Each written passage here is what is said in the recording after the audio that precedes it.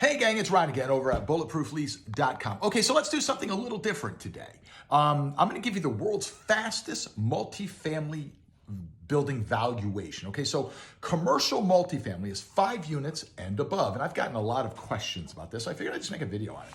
So how do you know what it's worth? Well, there's two components to valuing a commercial multifamily. And I don't care if it's a 300 unit complex in Dallas or a 6 unit in Delaware, okay? It doesn't matter. It's all the same math. And that is your NOI, your net operating income, and your cap rate give you value. So follow me here, and I'm gonna be real quick. And this is a rule of thumb only using the 50% rule, which isn't exactly accurate, but it gets you very close. So take your total revenue, okay? Let's use a 6-family as our examples. And let's just keep the math simple. It's a 6-unit building.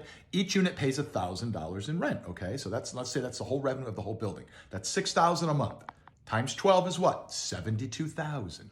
Using the 50% rule, cut that number in half. So take your gross, cut it in half. $72,000 in half is $36,000. That's your NOI, your net operating income.